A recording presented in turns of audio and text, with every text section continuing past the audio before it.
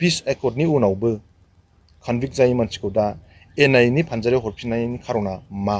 दा खोनानो मोननाय बायदिब्ला बिथांमोना पुलिसफोरजों आरो गभर्नमेन्टजों एसे थासाव थानानैहाय जोंनि जानाखि दा न'आव थाहैनाय सेंग्राफोर बिसोरखौ एसे थारमाने मोजां मेगनजों नाया, गाज्रि मेगनजों नायदों होननानै जोंनि जानाखि केडेट्सफोर दङ बिसोर बुंफैदों। खुलुमबाय। Hello everyone, one second welcome back to the channel. दिनैनि गोदान भिडिअ नोंथांमोन बयखौबो गोसो गोथारै बरायहरदों। लोगोसे आसा खालामो इसोरनि अननायाव नोंथांमोन बयबो मोजाङै मोजां दं। स' दिनै मोनसे गोख्रों आरो इम्परटेन्ट कन्टेन्ट सावरायनो नोंथांमोननि सिगाङाव लानानै फैदों। नोंथांमोना कमेन्ट हरनो दाबाव। हाग्रामाया थै सोबग्रा मासे सिखो, हाग्रामाया सिखो बादि सासे थै सोबग्रा लिडार। बे खोथाखौ सोर आरो मानि थाखाय बुंदों आरो बे बुंनायनि आन्दोआव मा दं, दिनै बे टपिकखौ नोंथांमोनजों जोबनायथिङै सावरायहैगोन। बेनि सिगां आङो नैबे खोथाखौ बुंग्रोनो नागिरदों जे दिनैनि समावहाय जायफोर बिथांमोना हारि सिबिनो गोसो, हारिनि थाखाय खामानि मावनो गोसो, बे बिथांमोना जायखिजाया मोनफा मोनफा प्लेटफर्म, फरायसा आफादानो जा, समाजारि आफादानो जा, बा राजखान्थियारि दलफ्रानो जा, बेफोरबादिखौ मोनफा मोनफा प्लेटफर्म हिसाबै बासिनानै लायो आरो बेनि गेजेरजों बिथांमोना हारिनि हाबा मावो। दिनैनि समावहाय मोनफा मोनफा प्लेटफर्मनि गेजेरजों हारिनि जौगानायनि थाखाय हारिनि सार्थ'आव मावनो ओंखारबोनायखौसो हारि सिबिनाय नुयो।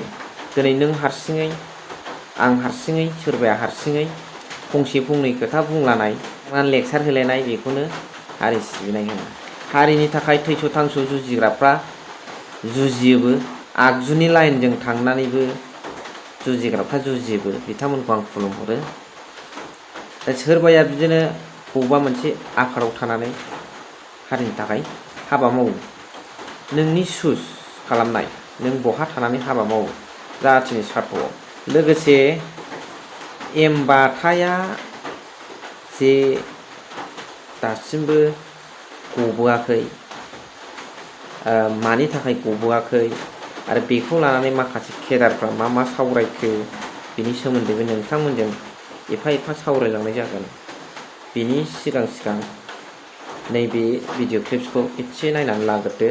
2008 मायथाइयाव जेरै बर'जों मुसलमानजों गोदना जलायलायनाय खामानिखौ बिथांनि सरकारनि दिनावनो मावदोंमोन। 2012 मायथाइयाव गावजों गाव दानथारलायनानै बुथारलायनायनि, गोदना जलायनायनि, थै बोहैलायनायनि खामानिखौ बिथांनि सरकारनि दिनावनो मावदोंमोन। दिनै हाग्रामा बायदि मानसिया, हाग्रामा बायदि थै सोबग्रा मासे सिखोआ जुदि जोंनि बिटिसिनि दैदेनगिरि जानांगौब्ला, बर'नि लिडार जानांगौब्ला, गासैबो जाति जनगोष्ठीनि गेजेराव सान्ति मोनसे परिबेस सृष्टि खालामनांगौब्ला हाग्रामाखौ जोंनि बिटिसिनिफ्राय टटेलि पलिटिकेलि बिथांखौ जोङो जोंनि समाजनिफ्राय गोजान खालामनायनि अनगा जोंहा जेबो लामा गैया। जाय बाथ्राखौ बावनानै थांबाय, बे बाथ्राखौ बुरखांफिननाय जाबाय बिथां रन्जित कुमार बसुमतारी EM सारा। जायफोर बुस्थुखौ इमाजिन खालामनायावनो गिलु बालु सिनारिफ्रा फैयो, बे खोथाखौ बिथाङा दिनै मिडियानि गेजेरजों एरखोफिनबाय। गावबागाव राजखान्थियारि सार्थ'नि थाखाय। नाथाय बैफोर खोथाफ्रा जाफ्लांनाय माबा मोनसे जाथाय, बे हारियारि दाङाबाजि होननाय बुस्थुआ बिराद गिदिर बुस्थु आरो बिराद नस्थ' जायो। बेफोर मोनसे सम आरो बोथोरनि मोब्लिब गासै मोफ्लामनायाव जानाय। बेफोरखौ मोनसे दाय जाबसिनलायनानै नों आं होनलायलायनानै बेखौ रायखांनांगौ गैलामोन सार, बिनि गोनांथि गैलामोन। डिप्ल'मेटिक पलिसिया राजखान्थियारि आफादफोरनाव थायो थ्रु दा PMB पलिसि मेकिं बर्डनि गेजेरजों। दा बेफोरखौ मावलायबाबो नैबे बुस्थु माखासेफोरखौ मख'जाया, थावा आरो। दा सार देरहानो नाजानांगौ, रावखौबो लाफायाजासे क'वालिसन जायालासे सिंगोल हेन्डेड गभर्नमेन्ट फर्म खालामनो जुजिनांगौ बेफोर मोजां बाथ्रा। पलिसि मेकिं बर्डनि थ्रुयै जायफोर डिप्ल'मेटिक पलिसिफोरखौ नोंथांमोना बाहायलायनानै आरो अपोजिसन पार्टियाबो बाहायलायनानै जिखुनु जाया गभर्नमेन्ट फर्म खालामनो हानांगौ। इउपिपिएलआनो जा बिपिएफआनो जा।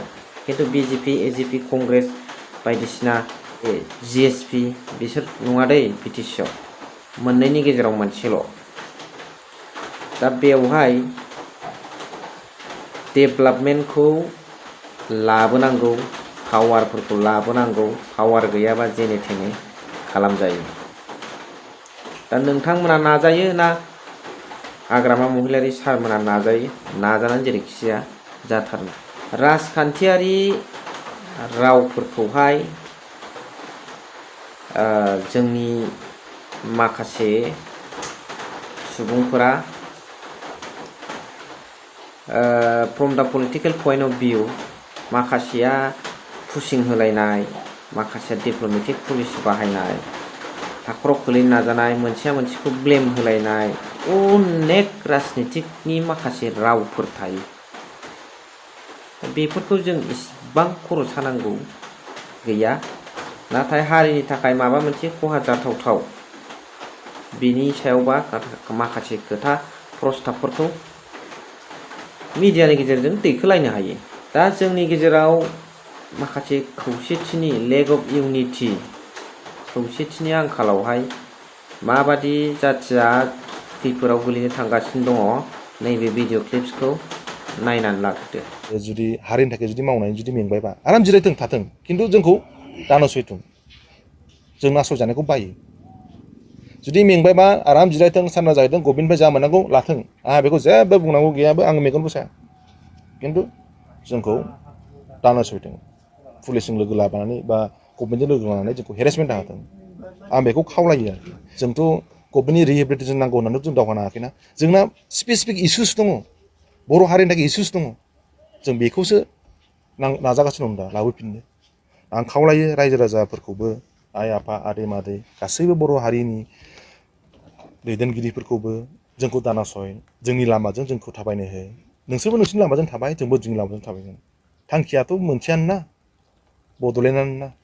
जों खौसेथिजों जुदि ज' थाङोबा जों मोनहैगोनथ' बड'लेण्डखौ, मानो मोना जानो, मोनहैगोन। दा जोंनि आर्मि चिफआ जेलावसो दङ, एनआइनि फानजारियाव दंहैयो। जोंखौ सरकार एबा पुलिस बिफाननि मानसिफ्रा गोबां गादबनायनि गेजेरजों जोंखौ नासयगासिनो दङ। 2014आवहाय जोंनि आर्मि चिफ, दानि आर्मि चिफ एम बाथाया बाव इनभल्भमेन्ट गैयामोन। 2014आव जानाय जाथायनि सिगांनो बिनि आखाइया फारसे जनाय, 2008आवनो जनाय बिनि आखाइया। दा 2014आवसो घटना जादों बियो। दा 2014आव जुदि घटना जानायाव आखाइ मोनसे गैयिया बोरै सिलाइ गावनो, बोरै बम्ब गारनो? बेथ' मालाबाबो जानो हाया।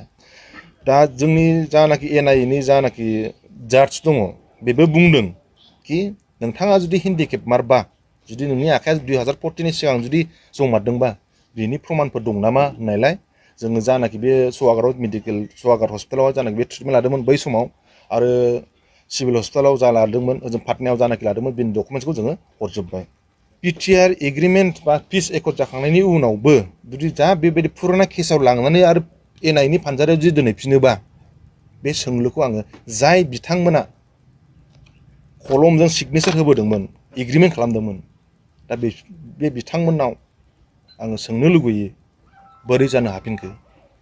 आङो रावनिबो पार्सनेल एगेन्स्टबो बुंनो थाङा, नाथाय हारिनि सात्रआव आइ आफा, बिमा बिफा, आदा बाजै, बिदा फंबाय बिसोरनि सात्रआव लानानै नोंथांमोनखौ आं दा बे जिनिसखौ सोंफिननांगौ जादों कि पिस एकर्डनि उनावबो कनभिक्ट जायै मानसिखौ दा एनआइनि फानजारियाव हरफिननायनि खार'ना मा?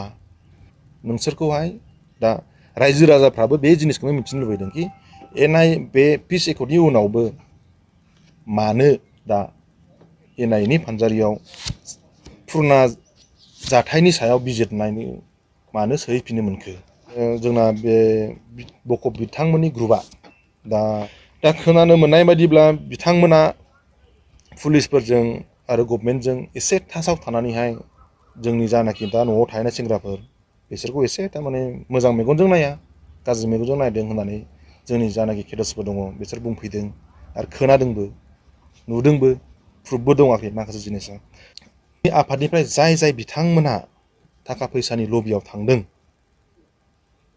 बा ओंखारलांखाबाय बिसोर बिथांमोना दा बावैसोनो सारेन्डार जासिगोन होननानै खोनादों।